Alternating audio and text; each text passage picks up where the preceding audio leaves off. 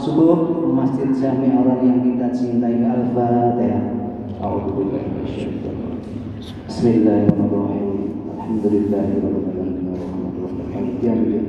Iyyaka na'budu wa iyyaka nasta'in ihdinas mustaqim shiratal ladzina an'amta 'alaihim ghairil maghdubi 'alaihim waladdallin. Baik bapak-bapak, ibu-ibu serta saudara-saudara sekalian, saling mengingatkan, mari kita luruskan niat kita dalam rangka menerima ilmu yang akan disampaikan oleh guru kita kepada guru kita Al-Mukarram Al-Muhtaram Ustaz Ridho Abdul Fatah LC dengan segala kerendahan hati, dengan segala hormat dipersilakan. Tafadhol.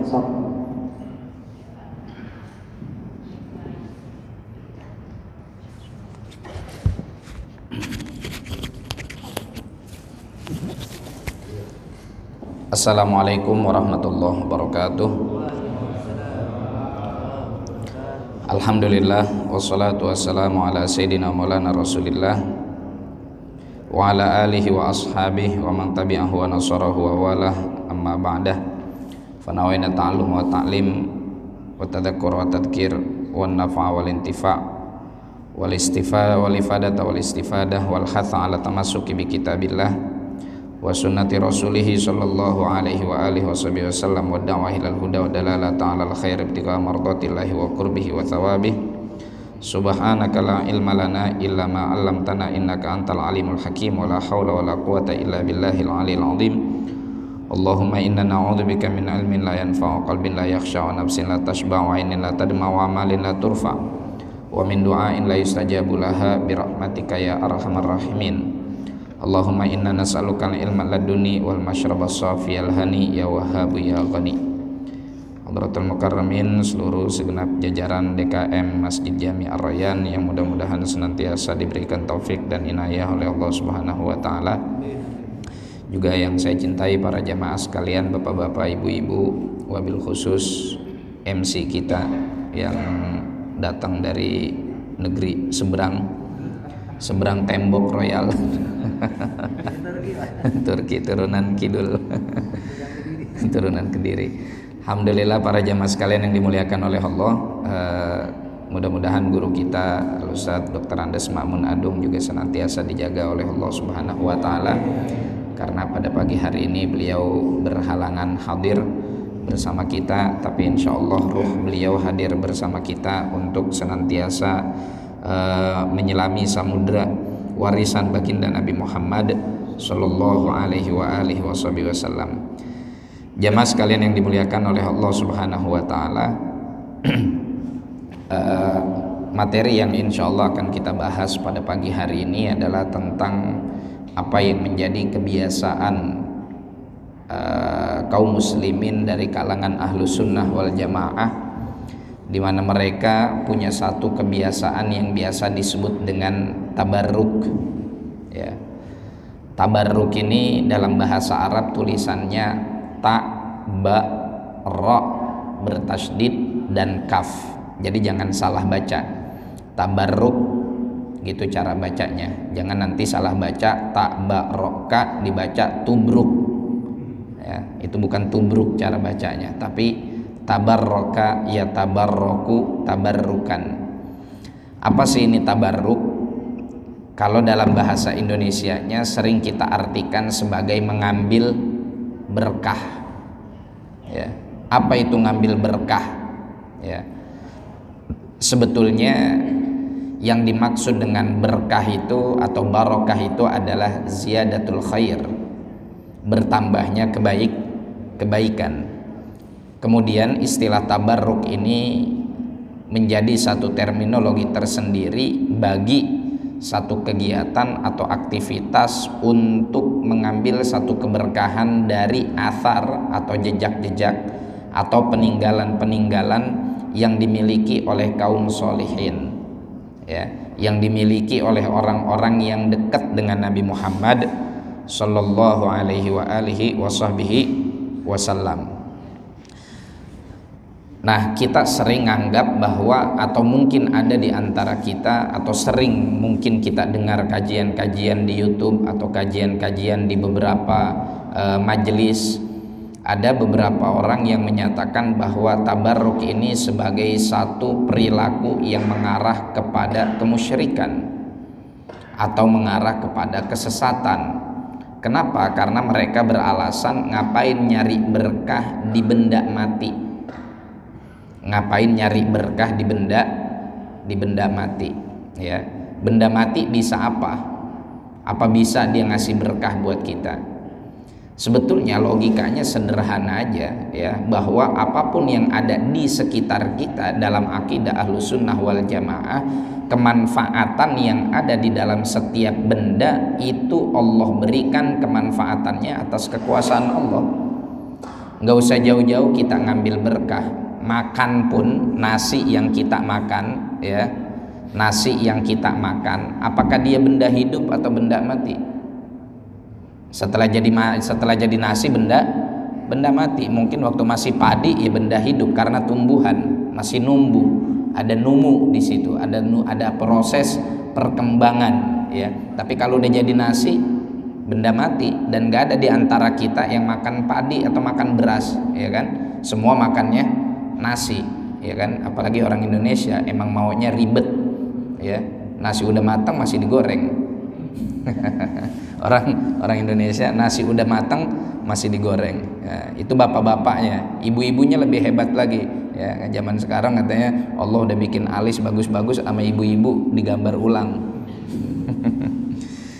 Nah, kalau seandainya kita makan nasi tersebut, apakah zat si nasi itu yang memberikan kita rasa kenyang, atau Allah Subhanahu wa Ta'ala letakkan kekuatan pada nasi tersebut sehingga ketika kita memakannya kemudian kita merasa kenyang? Ini yang menjadi letak perbedaan antara kita dengan beberapa sahabat kita atau tetangga kita dari kaum muslimin yang tidak mempercayai tentang hal-hal yang dinamakan sebagai tabarruk. Kita dalam akidah Ahlussunnah wal Jamaah yang kita wariskan dari para guru-guru kita sampai kepada Rasulullah Shallallahu Alaihi Wasallam itu meyakini bahwa setiap efek yang ada dalam setiap benda itu disebut sebagai hukum adi, ya. Apa itu hukum adi? Hukum adi itu adalah satu hukum yang dihasilkan dari kebiasaan. Artinya tidak mesti apabila ada benda tersebut kemudian menghasilkan efek yang terus-terusan seperti itu, ya. Api nggak mesti setiap ada api kemudian ada benda yang terbakar. Memang seringnya kalau ada api itu mesti ada yang terbakar atau kekuatan api adalah membakar. Tapi ini bukan sesuatu yang wajib secara akal.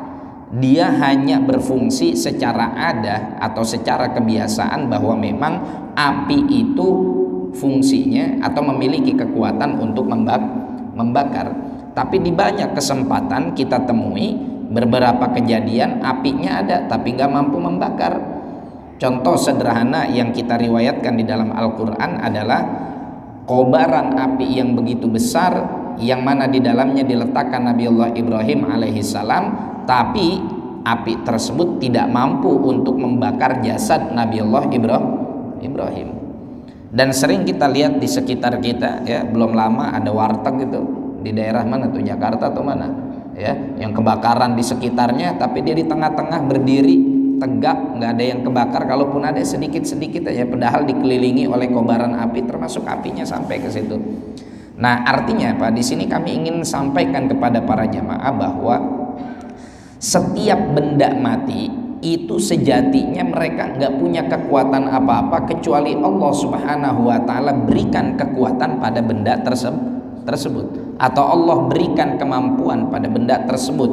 Sebagaimana Allah berikan kemampuan kepada air untuk bisa menjadi wasilah bagi kita sebagai penghilang dahaga, demikian juga Allah berikan kemampuan kepada api untuk bisa memberikan kita wasilah untuk membakar sesuatu. Dan seluruh benda mati demikian, ya.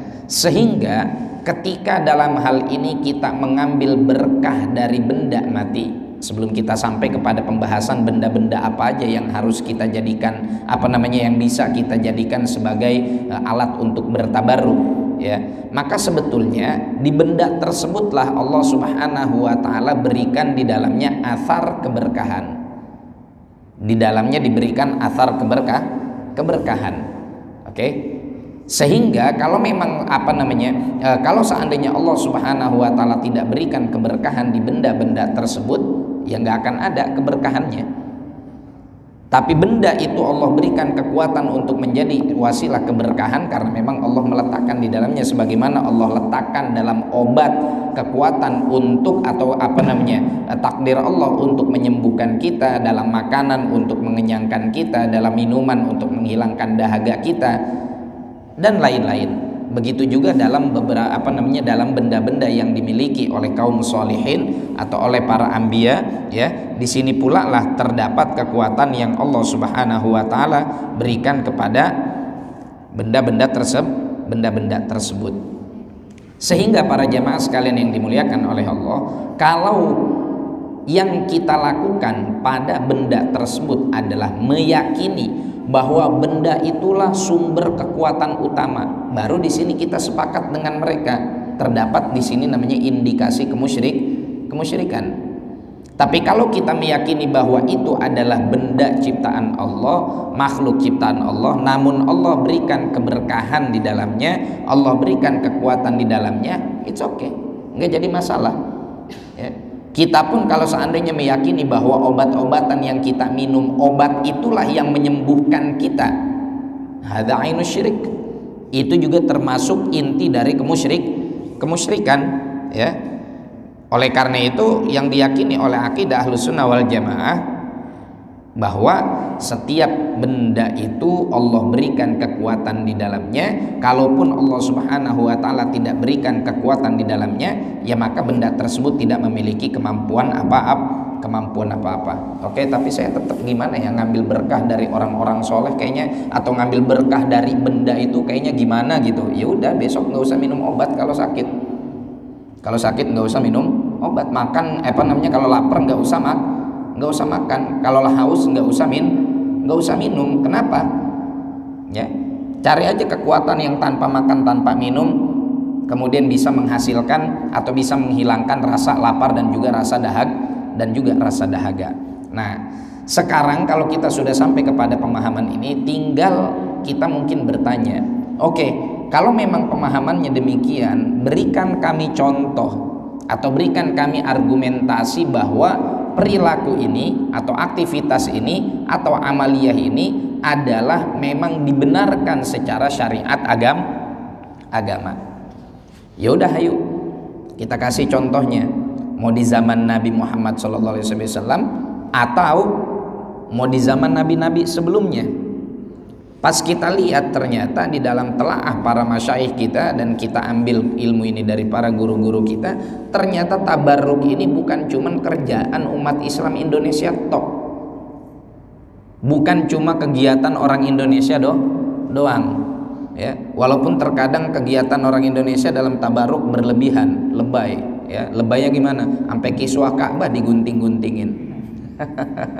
Ya.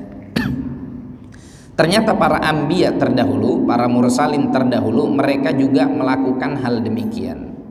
Taib, contoh firman Allah Ta'ala, wa qala lahum nabiyyuhum inna ayata mulkihi ayyatiyakumut tabutu fihi sakinatum mir rabbikum wa baqiyatum mimma taraka alu Musa wa alu Haruna tahmiluhul malaikah.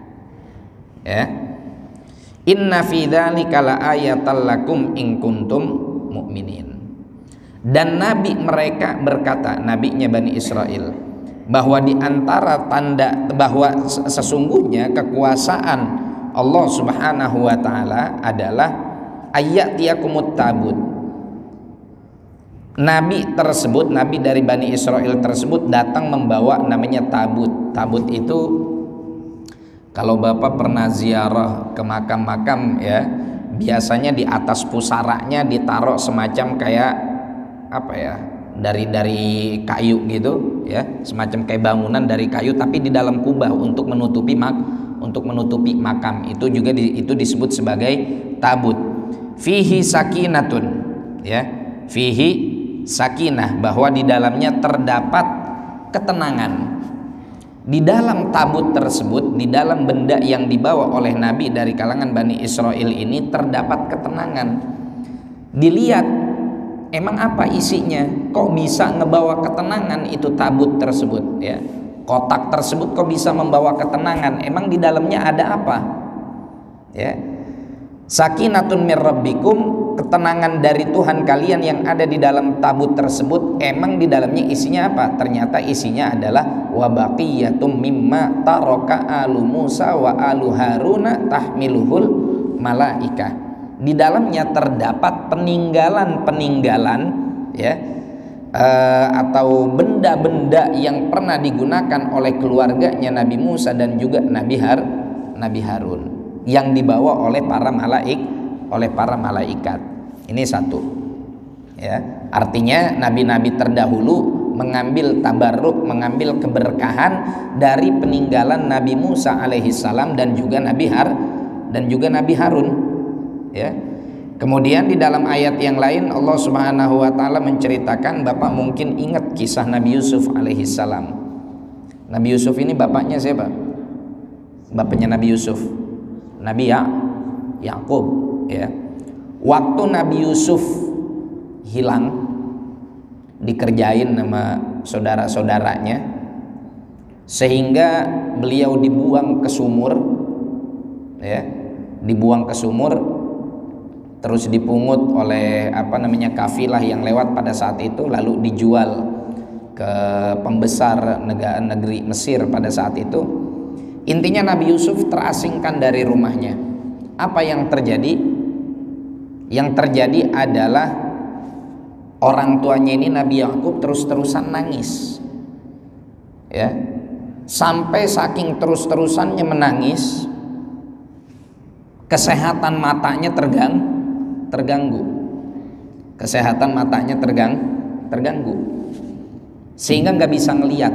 Bukan buta ya, bukan tunanetra ya, hanya saking seringnya menangis, kemudian kesehatan matanya terganggu sampai pada akhirnya kemampuan pandangannya, kemampuan melihatnya memiliki gangguan pada saat itu. Taib. Singkat cerita, ini kan terjadilah musim kemarau. Musim kemarau, makanan susah, paceklik, tapi Nabi Yusuf alaihissalam melalui isyarah yang Allah berikan kepada beliau ya, dalam mimpinya bahwa ada 7 ekor sapi kurus makan 7 ekor sapi gemuk. Beliau tafsirkan atau beliau takwilkan mimpi tersebut sesuai petunjuk dari Allah bahwa akan datang 7 musim ya, 7 masa di mana mereka dikasih kenikmatan oleh Allah, panennya bagus apa segala macam, tapi setelah itu akan datang 7 musim sulit, paceklik. Sehingga Nabi Yusuf alaihissalam ngapain? Bikin cadangan makanan ya, bikin cadangan persiapan untuk menghadapi paceklik lah. Oke, begitu musim paceklik tiba, bagi-bagiin nih beras BLT ya.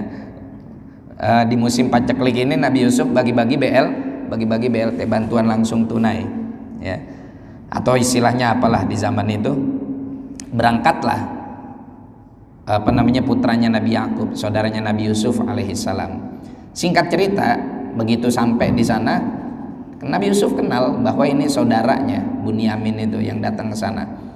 Intinya akhirnya mereka kemudian saling melepas rindu begitu udah sama-sama tahu. Cuma Nabi Yusuf nggak bisa ninggalin istana karena beliau diberikan amanat tugas sebagai menteri ketahanan pangan ya, atau menteri apalah pada saat itu ya. Kalau dalam bahasa Al-Qur'annya khazainul ard ya, sebagai menteri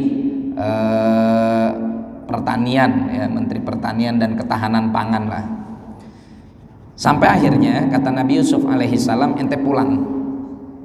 Ini bantuannya ya, ini subsidi makanannya, dan bawa nih baju, kasih bapak saya, kasih bapak saya. Kemudian apa yang terjadi ya? Ini bahas apa namanya, lebih keren lagi nih. Ini Nabi Yakub kagak berobat, nggak berangkat ke dokter mata. Apa yang terjadi? Qala la tathriba alaikumul yauma yaghfirullahu lakum wa huwa arhamur rahimin. Kata Nabi Yusuf kepada saudaranya, idhabu biqamisi hadza. Pergilah kalian pulang dengan membawa bajuku ini. Fa'alquhu ala wajhi abi ya'ti basiro. Nanti kalau udah sampai rumah, nih baju suruh bapak saya nguas-nguas di mukanya. Ini bajunya Nabi Yusuf, kalau udah nyampe rumah kasih bapak, suruh sama bapak apa namanya, agar baju ini ditaruh di muka, ya. Begituin tuh. Ya'ti basiro, maka dia akan bisa kembali ngelihat. Lah coba. Kalau ini perbuatan musyrik, masa iya sih jadi nabi? Kita selalu pakai logikanya begini, kalau sakit berobat, obatnya kapsul, kalau enggak obatnya paracetamol, kalau enggak obatnya infusan, kalau enggak obatnya tablet, pil, apa segala macam, komponen-komponen atau kandungan-kandungan yang ada biasa dipakai buat obat. Berobat ke rumah kiai, ntar dikasih air, musyrik. Berobat ke rumah kiai, ntar ditekap matanya pakai sorban, musyrik. Kalau itu musyrik, ngapain yang dikerjain sama Nabi Yusuf alaihissalam? Apakah Nabi Yusuf ngasih bapaknya pel? Apakah Nabi Yusuf ngasih ayahnya tablet? Atau Nabi Yusuf ngasih ayahnya insto atau rohto biar bisa ngelihat? Apa yang dikasih oleh Nabi Yusuf kepada ayahnya? Baju. Apa urusannya baju sama mata? Dipakainya aja baju mah nggak di mata. Ada orang pakai baju di mata? Nggak ada kan? Baju mah dipakainya untuk menutupi badan. Tapi ketika baju itu Allah Subhanahu wa taala berikan di dalamnya kekuatan untuk menyembuhkan, kita mau ngomong apa? Allah yang punya kuasa, ya. Fa'alquhu ala wajhi abi, haknya bomirnya kembali ke komis, karena sebelumnya nggak ada Nabi Ibrahim Nabi Yusuf alaihissalam cerita tentang obat-obatan apa gitu, apa dikasih kembang teleng, ya, kalau orang Betawi kan biar matanya nggak belekan dikasih kembang teleng, ya, atau dikasih apa lagi, obat-obatan tradisional atau obat-obatan herbal yang memang dari tumbuhan, enggak. Tapi disuruh kasih baju gamisnya Nabi Yusuf, dikasih ke saudaranya, kasih ke bapak, kalau pengen bisa ngelihat lagi, was di muka, lapin muka nih pakai baju saya. Waktu nih bi ahlikum ajmain, habis itu ente datang semua ke sini, babe ajak sekalian. Udah, pulanglah akhirnya mereka semua. Singkat cerita, ya, pada saat rombongan anak-anaknya nih pulang dari istana Nabi Yusuf untuk ngambil bantuan tadi, masih jauh Nabi Yakub udah ketahuan nih bau anak saya nih Yusuf, padahal yang datang bajunya, ya, yang datang bajunya. Apa kata Nabi Yakub alaihissalam? Inni la ajidu riha Yusuf. Saya berasa ini ada aromanya Yusuf nih, ada aroma badannya Yusuf. Tapi masih dihasud sama saudara-saudaranya yang lain, masih dihardik. Qalu tallahi innaka lafi dhalalikal qadim. Babeh masih sesat aja. Maksudnya masih sesat yang dulu apa? Maksudnya ngapain sih beh masih mikirin Yusuf aja? Yusuf udah mati. Sama saudaranya yang kagak ngikut tuh, ya, yang ditinggal di rumah. Yusuf dibilang udah mati, udah dimakan sama serigala, ya kan gitu ceritanya. Di bajunya dilumurin darah, katanya Nabi Yusuf dimakan serigala. Udah nyampe di rumah, Bunyamin dan beberapa saudaranya yang ikut ke istana, falamma anja al-basyiru alqahu ala wajhihi fartadda basira. Sampai di rumah, bajunya langsung dikasih ke bapaknya sebagaimana petunjuk Nabi Yusuf, diuas-uas di muka. Apa yang terjadi? Fartadda basira, sembuh sakit matanya, kembali bisa ngelihat. pakai apa tuh? Pakai baju. Ya. Jadi mungkin bapak-bapak kalau ada yang baru demam-demam dikit, minta aja tasbih sama Pak Haji Suyanto, ntar dicelupin di air, ya. Tasbihnya beliau dicelupin di air, insya Allah basah tasbihnya. Ya. Jadi ini bukan sesuatu yang bertentangan dengan akidah. Justru kalau kita meyakini bahwa obat yang biasa kita minum itulah yang udah pasti menyembuhkan, ini yang jadi justru cacat dalam akidah. Ya. Tapi kalau kita ngambil keberkahan dari benda-benda solehin untuk kemudian kita jadikan wasilah sebagai kita punya hajat pengen sembuh atau kita pengen dapat berkah dari orang soleh tersebut, ini adalah ajaran para nabi. Kalau ini ainus syirik, kalau ini adalah kemusyrikan yang nyata, kagak mungkin nabi diutus sedangkan dia pelaku kemusyrikan. Tanakut, bertentangan, kontradiksi. Gimana ceritanya iman sama musyrik nempel jadi satu? Nggak ada. Iman ya iman, musyrik ya musyrik.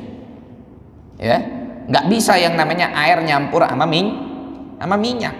Minyak ya minyak, air ya air.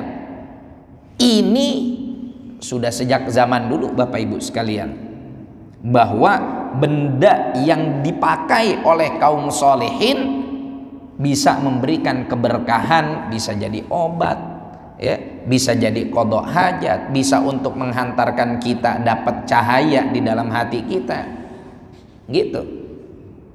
Ini baru cerita Nabi zaman dulu, belum cerita para sahabat radhiyallahu taala anhum.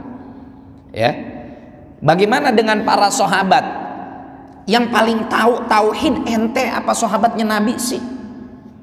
Kadang ngeyel orang akhir zaman ini ngomong dikit-dikit syirik, dikit-dikit bid'ah. Wah, ente pelaku bid'ah, ente pelaku kemusyrikan. Ya fulan, ente lihat gak sejarah para sahabat?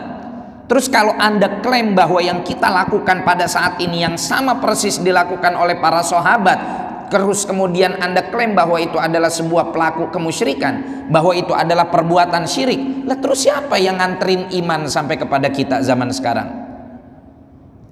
Ya, nggak usah jauh-jauh, bukan sahabat yang istilahnya sahabat yang kelas yang kelas awam. Sayyidina Umar bin Khattab radhiyallahu taala anhu, ya, itu ngajarin kita. Jadi dalam riwayat gini, di antara sunnah tawaf itu apa Pak? Nyium hajar aswad, ya kan? Apa sih hajar aswad? Hajar apa artinya? Batu. Aswad artinya hitam, batu hitam yang ada di pojokan, di sisi pojok Ka'bah. Benda hidup apa benda mati itu? Benda mati. Rasulullah nyium itu benda. Ketika Rasulullah tawaf bersama para sahabat, ada di situ Sayyidina Ali dan juga Sayyidina Abu Bakar. Oh enggak ya, ini setelah Rasulullah wafat. Ya, setelah Rasulullah wafat, Sayyidina Ali dan Sayyidina Umar umroh bareng atau tawaf bareng, ya, tawaf bareng. Begitu nyium hajar aswad, Sayyidina Umar ngomong begini. Ada sebagian asatid yang bilang Sayyidina Umar ini anti tabaruk atau nggak paham. Sebetulnya Sayyidina Umar pengen ngajarin kita, pengen supaya Sayyidina Ali ngeluarin ilmunya, ya. Sehingga Sayyidina Umar bilang begini, itu batu, ente mah batu. Kalau bukan karena ente mah cuma sekedar batu yang nggak bisa ngasih manfaat dan nggak bisa ngasih bahaya. Kalau bukan karena Rasulullah nyium ente, anak kagak mau nyium. Sayyidina Ali dengar Sayyidina Umar ngomong begitu, kaget. Dijelasin sama Sayyidina Ali, la bal yanfa wa yadur. Bahkan batu ini bisa ngasih manfaat dan juga bisa ngasih madarat. Jadi bukan karena Rasulullah hanya sekedar Rasulullah nyium karena memang ada manfaat yang ada pada batu tersebut. Terus mau kita bilang Sayyidina Ali musyrik, yang iman ente doang sendiri. Kenalan ente sama Islam apa Sayyidina Ali sih? Ya kan? Kalau memang ternyata yang dilakukan oleh Sayyidina Ali ketika mencium hajar aswad dan meyakini bahwa ada manfaat dan atau ada madarat di situ,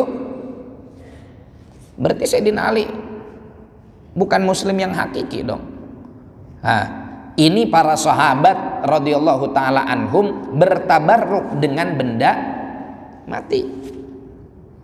Belum lagi ketika mereka bertabarruk dengan apa? Dengan benda-benda yang memiliki keterkaitan dengan Rasulullah Shallallahu Alaihi Wasallam. Ya, di antaranya Al Imam Ahmad bin Hambal,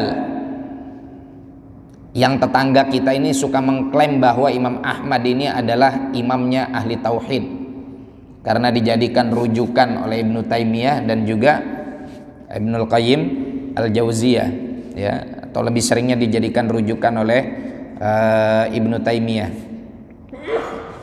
Apa yang diriwayatkan oleh Imam Ahmad bin Hambal dari Sayyidina Anas bin Malik radhiyallahu taala anhu, orang yang berkhidmah kepada Nabi selama 10 tahun, ya, endalemnya, khadimnya, pembantunya yang berkhidmat kepada Rasulullah selama kurang lebih 10 tahun. Apa yang diriwayatkan oleh Sayyidina Anas? Annan Nabiyya sallallahu alaihi wasallam dakhala ala Ummi Sulaim wa fil baiti qirbatun mu'allaqah. Satu ketika Rasulullah sallallahu alaihi wasallam masuk ke rumah Ummu Sulaim dan di dalamnya ada kirbah yang tergantung. Apa kirbah? Kirbah itu orang Arab itu suka nyimpen air biar dingin. Kalau kayak kita nyimpen air biar dingin sebelum ada kulkas, disimpan di kendi. Air itu kalau udah masuk kendi itu enak gitu. Terbuat dari tanah liat. Kalau mereka nggak bikin kendi, mereka itu nyimpen air biar biar sejuk itu. Nyimpennya di mana? Orang Arab itu kalau nyembelih kambing, kulitnya habis diseset dijahit lagi. Ya, udah dibersihin semuanya, lemaknya apa segala macam, bulunya udah dibersihin. Sisa kulitnya itu dijahit lagi. Jadi ngebentuk kayak kulit kambing semula sebelum diseset. Bagian kakinya yang bolong diikat. Ya, kemudian dikeringkan, dipakai buat nyimpen air. Ini namanya kirbah. Nah, ini ada di rumah Ummu Sulaim ngegantung. Kemudian apa yang dilakukan oleh Rasulullah sallallahu alaihi wasallam? Fasyariba min fiha.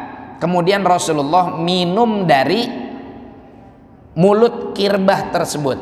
Kalau kayak kita meminum dari mulut kendi. Berarti kan bibirnya Rasulullah nempel dengan apa? Dengan kirbah tadi, atau dalam alat kita itu nempel dengan kendi tadi. Apa yang terjadi? Faqata'at Ummu Sulaimin famal qirbati fahuwa indana. Setelah tahu Ummu Sulaim bahwasanya Rasulullah minum dari mulut kirbah tersebut, digunting tuh mulut kirbah, tak, dibuang. Kagak, diapain? Disimpan, mengharapkan berkah bibir baginda Nabi Muhammad sallallahu alaihi wasallam. Dikatakan oleh Sayyidina Syekh Abdullah Sirajuddin dalam menjelaskan hadis ini, wal makna anna Umma Sulaimin qata'at famal qirbatil ladzi huwa maudi'u syurbihi sallallahu alaihi wasallam wahtafadat bihi fi baitiha littabarruki bi atharin nabi. Dipotongnya mulut kirbah tersebut oleh Sayyidatina Ummu Sulaim dan beliau simpan di rumahnya. Hal ini dilakukan untuk ngambil berkah dari peninggalan Rasulullah Sallallahu Alaihi Wasallam. Ini Ummu Sulaim yang hidup sezaman dengan Nabi. Ya. Terus kita hidup 14 abad setelah Nabi, mengklaim kita paling mentauhidkan Allah. Sedangkan yang lain adalah ahli syirik. Padahal kalau kita lihat persejarah setiap masa akan selalu ada contoh dari para ulama besar, ya, yang mereka secara kapasitas keilmuan mendapatkan pengakuan atas keilmuan mereka dan kesolehan mereka, lalu mereka mengambil tabarruk.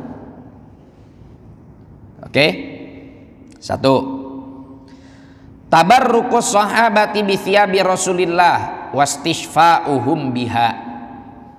Para sahabat mengambil berkah dari baju Rasulullah dan mengobati sakit mereka dengan bajunya Rasulullah, seperti yang tadi dilakukan oleh Nabiullah Yakub pada saat menyembuhkan atau ngobatin matanya dengan baju Sayyidina Yusuf.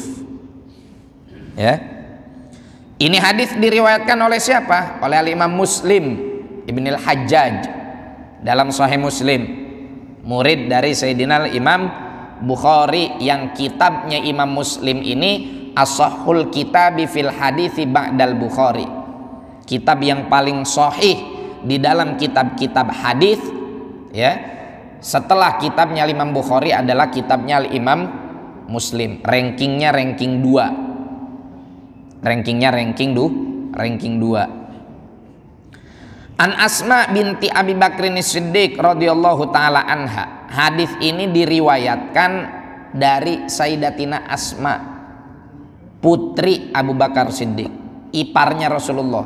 Sayyidatina Asma ini iparnya Rasulullah, karena Rasulullah nikah dengan saudara perempuannya Sayyidatina Asma, yaitu Sayyidatina Aisyah. Jadi Sayyidina Abu Bakar Siddiq mertuanya. Nah, ini yang ngeriwayatin hadis nih ipar nih. Apa sih kelakuan iparnya Nabi? Berbuat kemusyrikan, ngeloncong. Kalau kita bilang tabarruk ini adalah perbuatan kemusyrikan, berarti kita telah menuduh Sayyidatina Asma berbuat kemusyrikan. Padahal Sayyidatina Asma yang salah satu berperan membantu hijrahnya Rasul. Ya, ibu-ibu perlu tahu nih, ada perempuan namanya Asma binti Abi Bakar. Pada saat Rasulullah hijrah, Rasulullah ngumpet 3 hari di Goa Thur. Ya, Goa Thur ini ibu-ibu nggak usah saya ceritain bagaimana terjalnya, berangkat aja sendiri umroh atau berangkat aja sendiri haji, nanti samperin tuh Goa Thur kayak apa. Kalau sanggup naik, salut. Ya, mungkin bapak-bapak yang pernah umroh atau haji pernah lihat Goa Thur, coba aja naik sendiri kayak apa terjalnya. Itu sekarang udah rada dirapihin, apalagi zaman Nabi. Apa yang dilakukan oleh Sayyidatina Asma? Sayyidatina Asma tiap pagi sama sore nganterin makanan buat iparnya yaitu Rasulullah dan juga buat ayahnya Sayyidina Abu Bakar. Naik tuh sampai ke Goa Thur. Udah segitu doang? Enggak. Dalam keadaan hamil tua. Dalam keadaan hamil. Siapa yang ada di perut itu? Sayyidina Zaid. Ya. Udah. Makanya dipanggil dengan Zatun Nitoqoin, perempuan yang punya 2 kemben. Tahu kemben, Pak? Kain jarik tuh ya.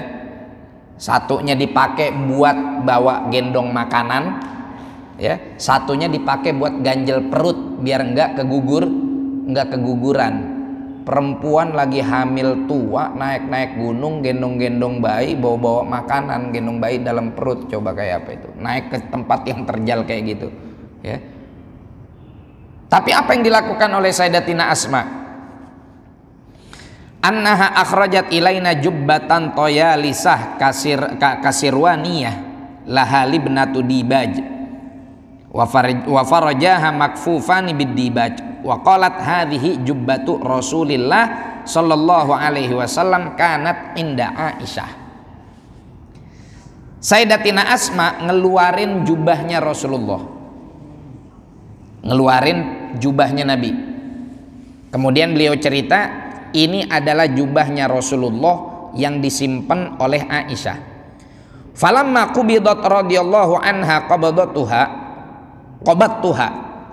Kemudian ketika Sayyidatina Aisyah meninggal, saya ambil nih jubah, saya simpan. Wa kana nabiyyu yalbasuha, dan Rasulullah sallallahu alaihi wasallam sering pakai ini jubah. Jadi ini jubah sering dipakai sama Nabi. Rasulullah meninggal, disimpan sama Sayyidatina Aisyah. Sayyidatina Aisyah meninggal, disimpan oleh Sayyidatina Asma. Lalu apa kata Sayyidatina Asma? Fanahnu nagsiluha lil mardo. Kemudian kami suka cuci ini jubah yang airnya kami minumin ke orang yang sakit. Mau bilang Sayyidatina Asma kufur, mau bilang Sayyidatina Asma syirik. Ente siapa? Masuk Islam juga baru kemarin hijrah, ya. Ngaji juga baru kemarin hijrah, mau nuduh Sayyidatina Asma syirik. Ya fulan, ittaqillah.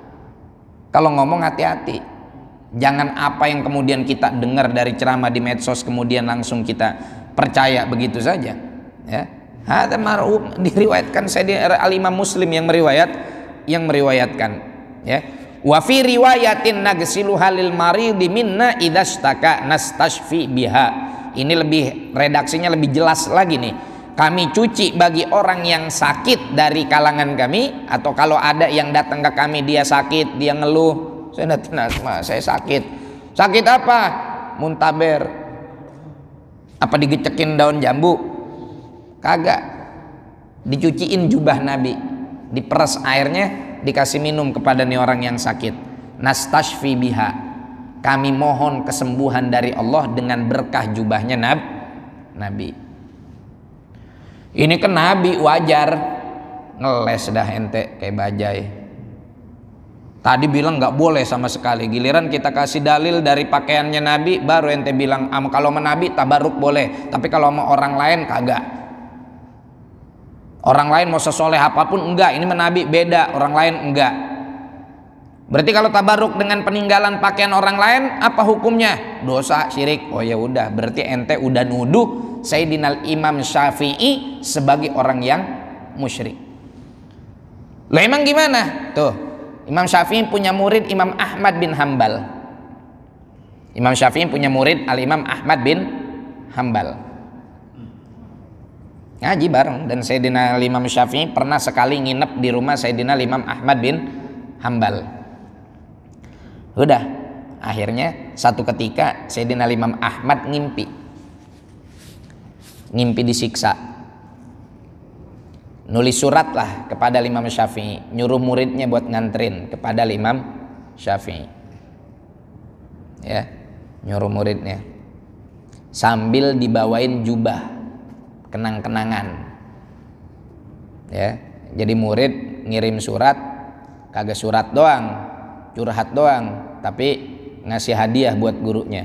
Tapi walaupun jubahnya jubah bekas, yang bekas dipakai oleh Sayyidina Imam Ahmad bin Hambal. Nyampe di rumah Imam Syafi'i, itu jubah dan surat dibaca oleh Imam Syafi'i apa yang diadukan oleh muridnya.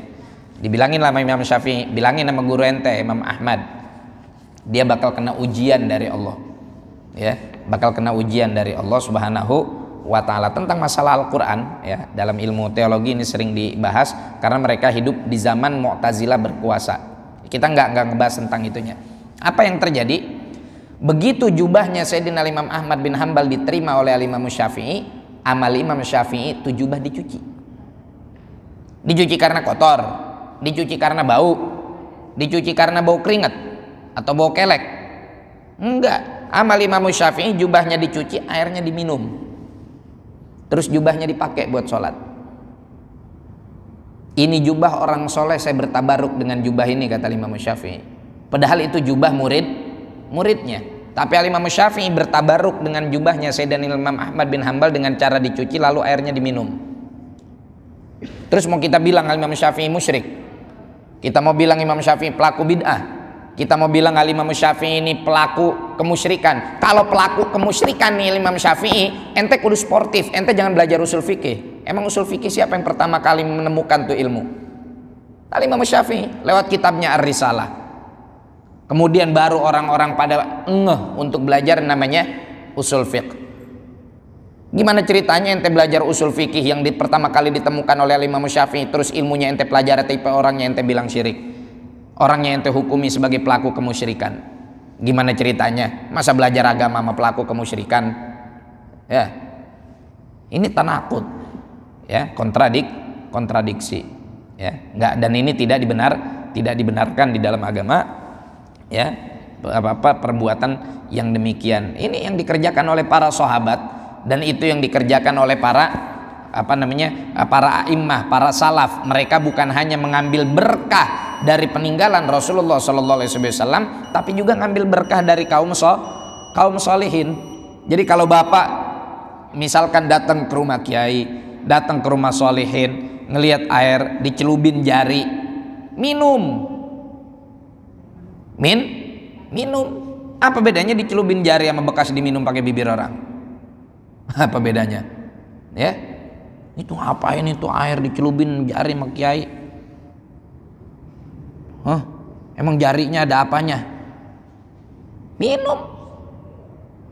Itu jarinya langsung. Al-Imam Syafi'i minum dari bajunya Imam Ahmad bin Hambal. Tapi saya geli bekas ditunjuk sama jari kiai. Terserah deh kalau geli deh. Jigong ente juga banyak. Pakai belagu geli jari bekas kiai, bekas orang digeli-geliin. Emang tubuh kita bersih? Ya, tubuh kita juga banyak kotorannya. Apalagi lempengan muka. Banyakan mana tai yang ada di muka sama tai yang ada di bawah? Mohon maaf saya ngomong rada kasar nih.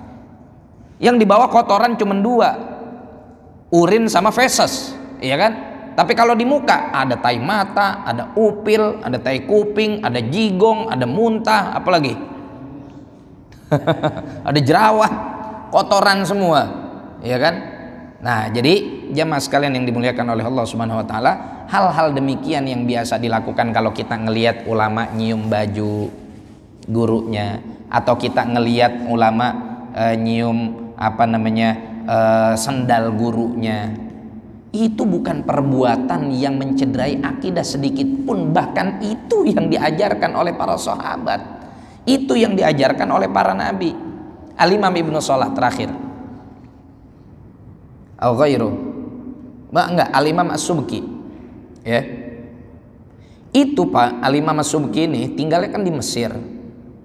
Kalau lagi datang ke Syria, ke Syam, ke Damaskus, apa yang beliau lakukan? Datang ke tempat zawiyahnya, tempat ngajarnya Imam Yahya bin Syaraf An-Nawawi, pengarang Riyadhus Shalihin. Ya, pengarang Riyadhus Shalihin. Banyak kitab beliau, Minhajut Thalibin, Riyadhus Shalihin, yang sering dibaca dalam kajian-kajian. Kalau kajian-kajian umum mungkin Riyadhus Shalihin, kitab hadis. Ini Al-Imam An-Nawawi kalau ngajar tuh di kursi. Kursinya nggak dipindahin. Orang namanya duduk di kursi, kakinya nepak ke bawah kan. Datang Al-Imam Subki, ya, datang Al-Imam Subki. Apa yang terjadi? Yang terjadi, yang beliau lakukan adalah bukan nyium kursinya, malah nyium tempat Al-Imam Nawawi, tepat bekas telapak kakinya yang biasa di lantai tersebut beliau letakkan kakinya. Kata Al-Imam Subki, oh ini bekas kakinya Al-Imam Nawawi, ya, bekas kakinya Imam Nawawi. Itu dijadikan sebagai alat tabarruk, ngambil berkah. Ini bekas Imam Nawawi nempelin kakinya di sini kalau lagi ngajar, ya. Apa itu baitnya? Mimma massahu qadamun Nawawi. Itu terkenal itu baitnya itu, cuman saya agak lupa nih, ya. La ilaha illallah Muhammadur Rasulullah SAW. Jadi hal-hal yang demikian sejatinya adalah ajaran, ya. Nah, ini nih, wa fidaril hadithi latifu ma'nan, ya, wa fidaril hadithi latifu ma'nan. Di dalam darul hadith ini tempat ngajarnya Imam Nawawi. Latifu ma'nan, ada makna yang latif, ada makna yang indah, ya. Usolli fi jawani biha wa awi, ya, saya sholat di sekitaran atau di sisi-sisi darul hadith, ya, di sisi-sisi darul hadith. Sholat di situ, ya. Ngapain sholat di situ? Ya bertabarruk, ya. Al-Imam Taqiyuddin As-Subki bilang gitu, saya sholat di tempat sekelilingnya Imam Nawawi ngajar. Wa'awi asani an amsi bahra wajhi, an amassa bahra wajhi. Mudah-mudahan saya bisa membasuh wajah saya dengan apa? Makanan massahu qadamun Nawawi, Jadi saya kalau datang Al-Imam Taqiyuddin As-Subki, kalau datang ke tempatnya Imam Nawawi ngajar, itu di Darul Hadis ya, namanya, nempel dengan Masjid Bani Umayyah. Sekarang masjidnya masih berdiri. Ya, itu Allahumma sholli ala Muhammad. Saya datang ke situ, terus ngapain? Saya sholat di tempat ngajarnya Imam Nawawi. Ya. Habis saya sholat ngapain? Muka saya amasu bahra wajhi, saya tempelkan muka saya makanan pada tempat masahu qadamun Nawawi, yang pernah diinjek sama telapak kakinya Imam Nawawi. Jadi dicium tuh telapak kaki Imam Nawawi, misalkan sebelah sini, udah mukanya diwas-was gitu. Ini siapa yang ngerjain? Al-Imam Taqiyuddin As-Subki, yang punya kitab Jam'ul Jawami, kitab terbesar dalam usul fiqh. Ulama besar di Mesir, ulama Ahlus Sunnah, ulama madhab Syafi'i. Ya. Terus kita kebanyakan konten di YouTube, hijrah dapat 2 bulan, tiba-tiba yang bertabaruk syirik, tiba-tiba yang bertabaruk bid'ah, tiba-tiba yang ya fulan, hei. Imam Subki aja ngerjain kayak begitu. Ente baru ngaji kemarin sore udah nuduh-nuduh orang sebagai pelaku kemusyrikan. Jadi bahwa apa yang kita lakukan itu semua ada tuntunannya. Jangankan di dalam hadis, di dalam Al-Quran pun ada, dan bahkan dilakukan oleh para anbiya dan para solihin ya, di selain umatnya Nabi Muhammad Sallallahu Alaihi Wasallam. Wallahu a'lam bishawab. Banyak juga yang dicatat Pak Haji, insyaallah. Ini luar biasa kajian yang tambah ini. Nanti setelah sarapan silakan Pak, baru selesai.